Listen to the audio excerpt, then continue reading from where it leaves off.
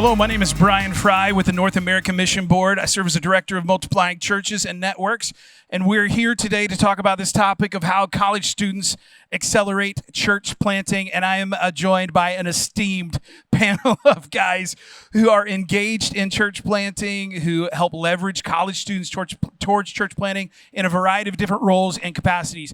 Guys, would you mind to introduce yourselves just so everybody knows the kind of people that they're dealing with up here? All right, Chris, we'll start with you and just work our way over. Yeah, great. Thanks. My name is Chris Dowd. I direct the Center for Church Advancement at Liberty University, which houses all of our church planting and revitalization work there at Liberty. But I'm also a church planter. So we planted a church 15 years ago that have been planting churches that are planting churches. So I'm still there. So church planter, and then also there at Liberty University. So you've done it in the field, and now you teach it in the classroom, and you still do it in the field. 100% still do it in the field. Love Practitioners love it. make practitioners. That's right. Man, my name is Gus Hernandez Jr., and I serve as the Director of Sending Churches for the North American Mission Board and Send Network, and I also serve as Executive Pastor of Reality Church Miami. A couple years ago, we moved back down to the city of Miami to plant a church with some good friends of ours, Carlos and Cassie Lolette. I'm John King, Minister of Missions at Temple Baptist Church in Ruston, Louisiana. More about Temple in just a second. Some interesting dynamics going on there. Yeah, I'm Steve Turner. I'm the Director of Next Gen Mobilization at the North American Mission Board, but really I'm known as the Director of Gen Send, which we'll talk about quite a bit today. Well, guys, again, thanks for taking time to be with us. For those who are listening at home, excited to have this conversation. Steve, start us off with this idea of Gen Send, Generation Send. Where did it come from? What is it? Just give us a flyover of what this thing is really about. Yeah, back in 2010, we were starting to think about, hey, how do we propel students into the mission field at a faster pace? And so 2013, we developed Gen Send. And Gen Send really is an immersion experience for college-age students where we teach them life on mission principles for 6 to 8 weeks in a major urban environment, working with church planters and mercy and compassion ministries. And God has just done some incredible things over that decade. Hey, I don't want to put you on the spot numbers-wise, but how many college students in general have we seen go out annually over the last decade or so? I mean, annually we are about 380 now. Started with 25 back in 2013. And the really cool thing, Brian, is 32% of those students at the end of their summer say they intend to graduate college and move back to those cities. It's so crazy to think about college students. They're this mobile, this malleable population. And man, what they do during their college years tends to set trajectory for their lives. Again, we're all seeing that, experiencing it up here in front of us. Okay, I want to go over to Chris. Chris, you had a pretty significant experience with a bunch of college students that changed the trajectory of their lives and yours too. Can you tell us a little bit more about your story? Yeah, absolutely. So I was in seminary as a college pastor in a local church in the Durham, North Carolina area. I was a student at Southeastern and serving in a local church, college pastor. A friend of mine was planting a church in his first year of planting a church in North Las Vegas and called me and said, hey, man, do you think you guys could come out here and help? And I said, I got nothing for you. I have no idea what church planting is. It's not on my radar. I have nothing to help you with. He goes, I would just love to have a team. So I went to our college ministry and said, hey, do you guys want to come to Las Vegas on spring break to do some work? It was a Gen Send trip. I didn't even know it was a Gen Send trip. And they said, yeah. So we went, and I thought, I'm just going to help this guy. And we did church planting 101, block party trailer, popcorn machine, snow cones, because that's what you do, I guess, to plant a church, 101. We're still big into snow cones. Right. Yeah, still you got to have a especially snow cone. in Vegas. And so, but throughout that week, the team was like, Chris, we could see you doing this. And there were other students that were like, there's something about this that I hadn't thought of before. We come back. God uses that to call me into church planting. The college intern I had at the time was called into church planting. And then we planted a church in Central Virginia. My intern went to go plant a church in Baltimore, Maryland. And now the college ministry and my time with college students, and now planting a church that's planted churches that are planting churches. Now I'm at Liberty University training up college students to go plant churches. And so what started just as a trip through a local church with our college ministry is now planted multiple churches because we were thinking bigger than just our community. Okay, so in case you just missed this, if you are a college minister and you take a group of students with you on a church planting trip, they may call you into church planting. That's what I take from the story. God uses a lot of different ways. He does a lot of different And he used voices. college students to grab my heart. Hey, did you know this story ahead of time? I mean, did you know this happened? Yeah. But that's the beauty of Gen Send. It has so many ripples that we don't even know about until we just hear them. This morning at the IMB sending celebration, a guy walks across the stage. He's getting deployed to the nations. Gen Send, 2015. You know, I think a lot of people hear about college students. I think we don't have a lot of them in our ministry. We don't have a lot of colleges around us. But man, just a small investment in college students. If you're thinking about moving your church into planting in a more significant way, maybe you haven't started yet, man, they are just a catalytic agent that can move you forward quickly. All right, I want to go over to John. John, you're at a church, Temple Baptist.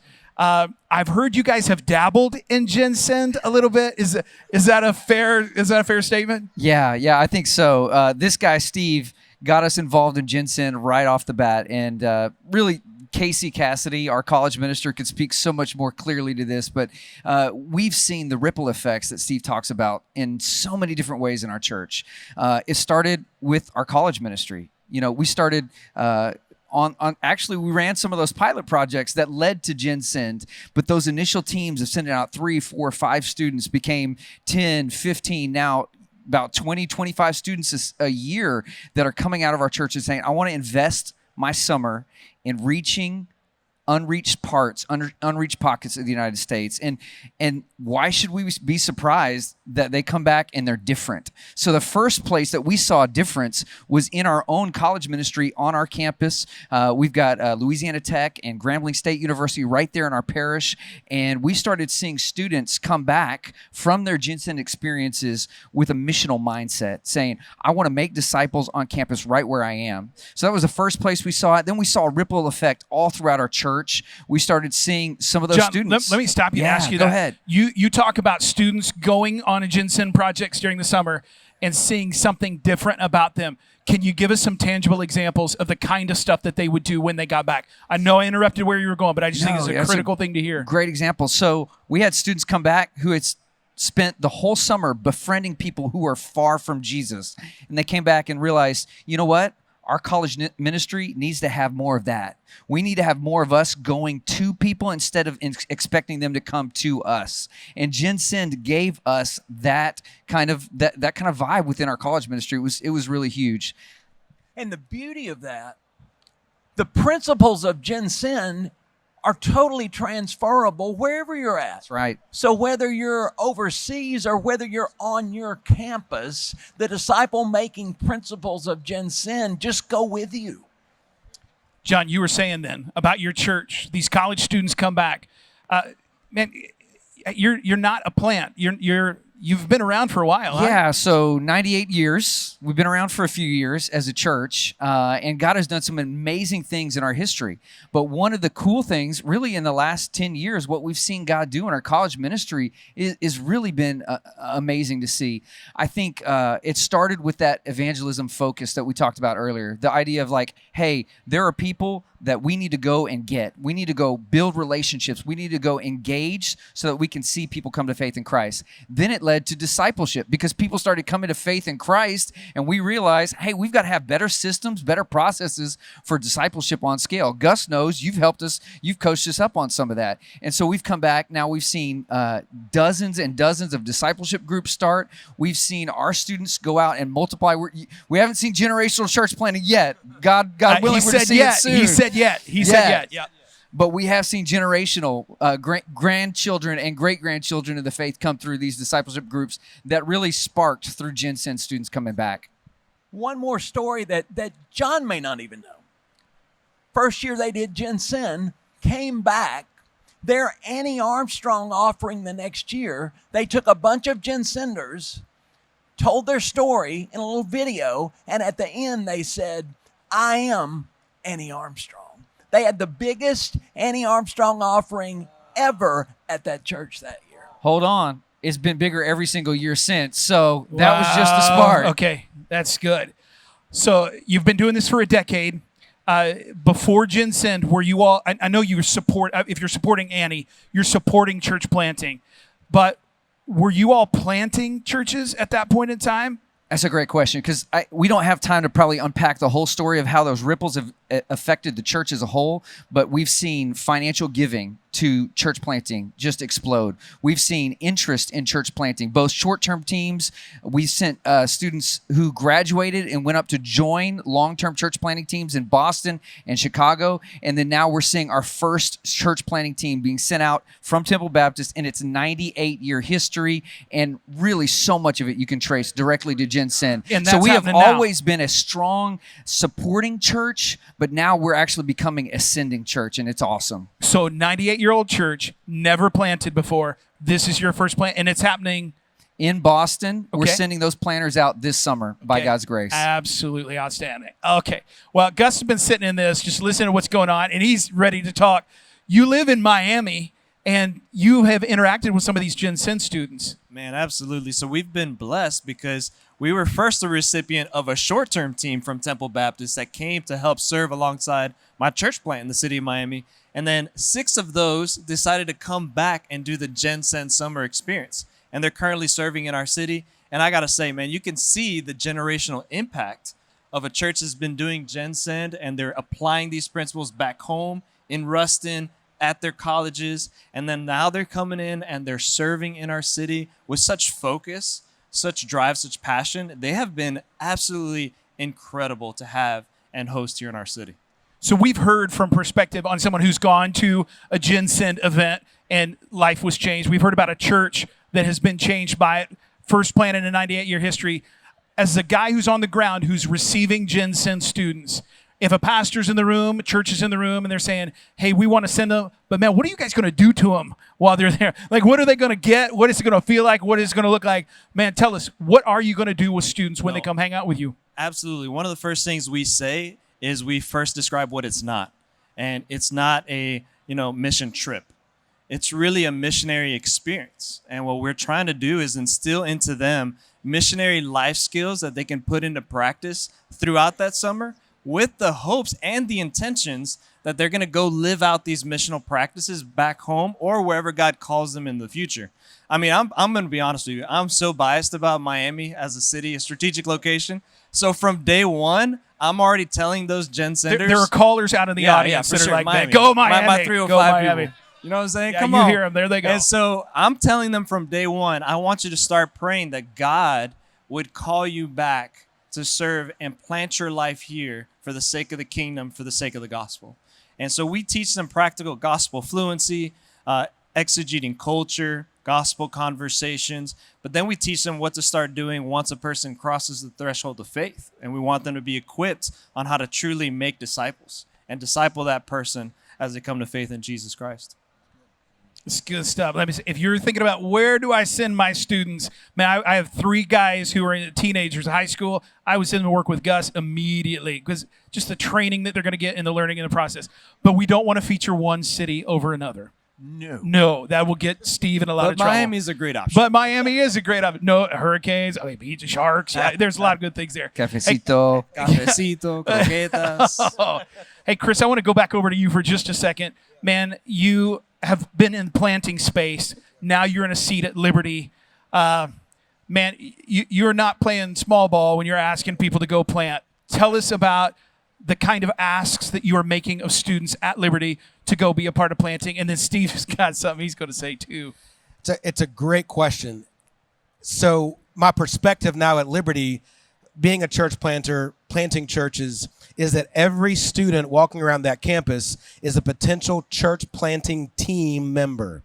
Okay, I just want to say, will you say that one more time so everybody here hears that? Amen. Every single student walking around that campus is a potential church planting team member. Now, That's right. let me challenge the local churches here as well, because I'm also a local church pastor. Every single person sitting in the pew is a potential church planting team member. What that means is, no matter what they're there at Liberty to study, would they surrender their vocational calling for the glory of God, right? If they're called to be a nurse, fantastic. To be a teacher, great. An engineer, yes. Would you consider, when you graduate, moving intentionally to a strategic location to be part of a church planting team that will plant the gospel in that community through your occupation, make disciples in that location, and then see a church born? And so what we're trying to do is just help our students understand the fact that church planting is not just for raising up a church planter, but that we're all called to plant the gospel and using the calling that God's placed in our lives to be part of a team. We need to stop thinking about individual church planters starting worship services and start thinking about teams planting the gospel in communities, and that Liberty is now a mission sending organization, just like every local church should be. So, John, when you hear that, Gus, when you hear that, man, what's your response? I'm hearing you guys make some noise back here, maybe some amens going on. Man, what are you thinking when you're hearing it? Man, one of the things I got to say is, and I want to tee him up for this, is I hear those kind of conversations happening all the time with the Temple Baptist students. And I'm so amazed. Like Casey, I was hanging out with Casey, and we're having dinner with a group of college kids. And that is the message that he's sending. Guys, you can leverage who you are, what you're passionate about, what you're going to study. You can leverage your vocation, who you are, in a strategic way by being part of a church planting team. It was just powerful. It was beautiful. You can talk more to that. It's part of their ethos, and it is truly beautiful to see that culture taking off in their church. Yeah, one of the things we say sometimes at Temple is we want our students to go sent and not by accident. God's given them to us for a season. We only get a few years with them. So we want them to finish their time with us with purpose and go where God's called them to go. And part of that is a challenge to church planting teams. If you're going to move outside of our area, you should go with the church planting team and leverage the job skills and passions that God's given you. And part of that thinking from the church level is understanding if we're a follower of Christ, we are commanded to be on mission. So you're just taking God's giftings somewhere strategic for the furtherance of the gospel through church planting. And I got to say this about the Liberty guys. They're big thinkers. And so I'm sitting in a meeting at Liberty last spring, and their Dean of Theology, Dr. Troy Temple, he says this word. He said, we are hoping to tithe 10% of Liberty's population to Gen Send. And I looked at the budget and went, probably not, but that's awesome. Hey, let's try it. It is great. Hey, you guys, it is so good to hear. I mean, we are all leveraged towards college campuses in different ways. Even those of us who are a little bit older in the process, we are still in that college space, engaging in that space. It has been fascinating over the last decade to hear the elevation of the college campus, of the sending space of the college campus grow and expand. Man, we can say it was Gaining by Losing, Greer's book that helped impact that. Man, we could talk about all kinds of different sources, but there was something that rolled out this last week, actually yesterday at the next conference. Vance Pittman introduced us to the mobilization pathway that Send Network is now, it's gone full blast, everyone. In just a moment, for those of you who are at home, those who are listening, I'd like to just reintroduce you, or for the first time, introduce you to what this pathway is. Actually, Gus and I are going to walk you through this idea really quick. And then, Steve, if you wouldn't mind, just filling in the blanks, why this is important for college students, and wherever somebody finds themselves on this, why it's important. So, Gus, why don't you take the first three, and then I'll take the last two. Yeah, and so one of the things we wanted to help provide some clarity to see churches go from unengaged to engaged as we think through mobilization and church planting. And so you see the first thing we want to see is churches cooperating. And this right here is being intentional about praying for church planting and also giving to some of the primary offerings that we have here as the SBC. I got to tell you, today I was so encouraged. Like when you're in the room and you're seeing the commissioning, you're seeing the reports, it reminds me like why we cooperate, why we collaborate. We can do so much more together than apart. And then on that pathway, we want to see churches become supporting churches. They have identified a specific planter that they want to support. And then from there, you get to the sending church. And that's a church that takes primary responsibility for a church plant and provide the coaching, the commissioning, and the care that that church planter needs. And you want to take the last two? Yeah, the last two, man, I love these spaces. So the multiplying church space, the idea is that you are sending out planters and teams from within your congregation or those who would come to your congregation, planting approximately once every 1 to 3 years. And that movement church space is those who are saying on a yearly basis, every year we're going to send out a plant from our congregation. And we're going to help other churches in our community, in our near area, to start into this planting pathway as well. Man, you see this, and man, somebody will look at it and say, I don't know that I'm at one end, or I don't know where I'm at. You may feel some anxiety around this. Steve, what would you say to someone as they look at this first blush? Yeah, the beauty of working with college students is that you're naturally in the development and discipling phase, prepping for deployment. Like they're going to graduate, hopefully, and you're going to deploy them. Hopefully. Is it long and drawn out? There at Shandon, you see this? Okay. May have taken me 19 years, but I got there. No questions, no judgment. So as we develop and disciple, it's for the purpose of deployment. The beauty of Gen is we give the deployable skills and then let the church or the organization, the university, deploy well, and it doesn't matter where you start. I mean, it's just like Temple. They started at this base level, and here they are now sending, and I guarantee you it's going to end up multiplying because now it is part of who they are. If you're in a college context and you have students come back saying, we have got to be about the mission of God, then it's going to change everything. And here's the sneaky thing that nobody thinks about. The church benefits the most. Absolutely. That's right. So currently in SBC Life, we have about 47,000 churches. In terms of mobilization, how many churches do we have that are engaged in church planting? On some level right now, that number is just north of 4,000. Our goal is to see that move to 9,000. So you see yourself on that pathway and say, man, where would I be? Wherever you are, we want to help you in that space and help you take steps further. If you are here locally at SBC with us in New Orleans, please stop by the North American Mission Board booth. Someone will be happy to talk with you about pathway and next steps in it. And then if you want to talk with any of these guys up here about, hey, man, how do I even take that first step in getting college students in our church or then sending them out? These guys are awesome. They will give you insight on just that first step that you take. All right, guys, just a little bit of time left. My question for you is, if you could sit down with any leader in this room and you could give them one encouragement around engaging in church planting or engaging college students towards planting, man, what would that one thing that you'd say? What would you want it to be? What would you say to them, eyeball to eyeball? You're sitting down over coffee.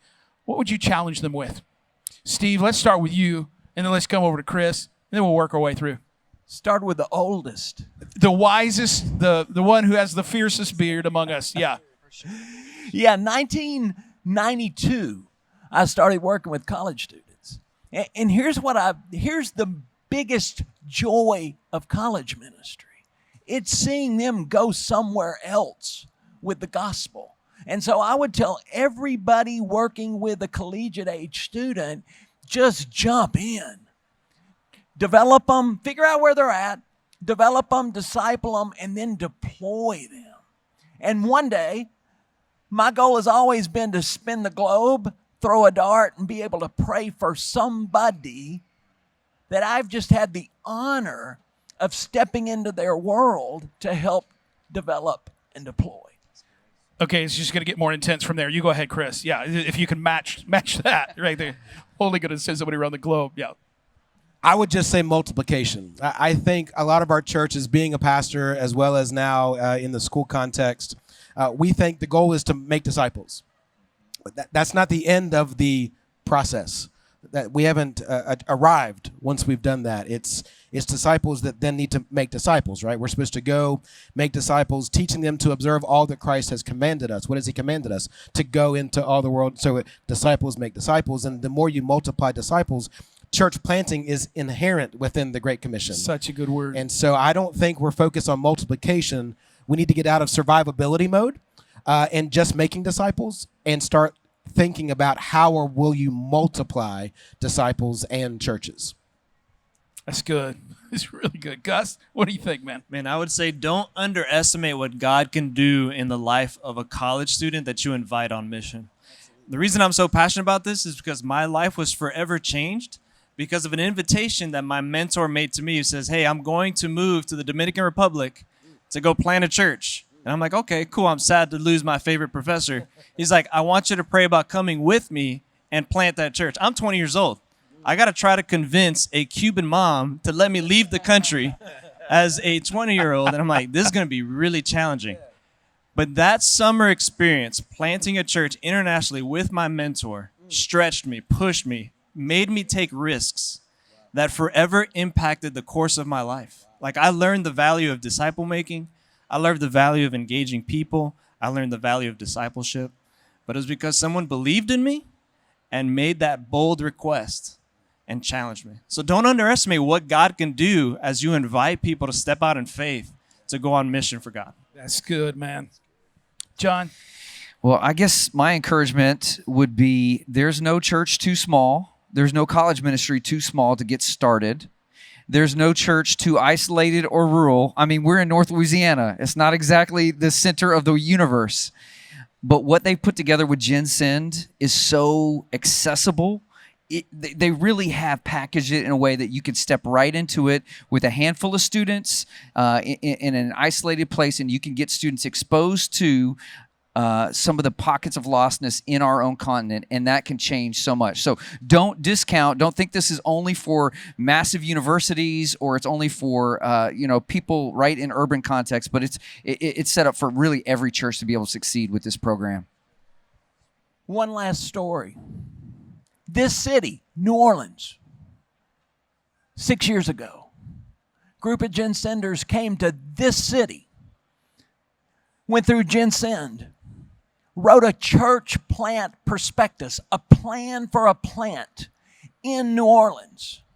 Today, that church exists. Wow. And the planters, 3 of that team are the planters of that church. Amen. Who took that That's prospectus and lived it out for the gospel. Amen. Praise Man, God. that's kingdom ROI right there. So the question, man, how do you, we could frame this as a question, how college students, or how do you accelerate church planting through college students? And you just get college students out into church planting space, and it will change the game for you. Hey, you saw that... You saw that graphic just a few minutes ago. It said cooperating church. That was the very first piece. Listen, if you're given to Annie Armstrong, you're given to cooperative program, you're given to Lottie Moon, and you're already in that space, other than the fact that we ask you to specifically pray for church planters. If you don't have someone in your life now, a church planter that you know personally, that you are praying for specifically, man, find one. We'll introduce you to them. So you're already at that space. We look forward to all that is to come in the church planting space with college students and well beyond it in the future. Hey, thanks so much for your investment and your support of the cooperative program. Thanks for joining us today. Thanks, guys.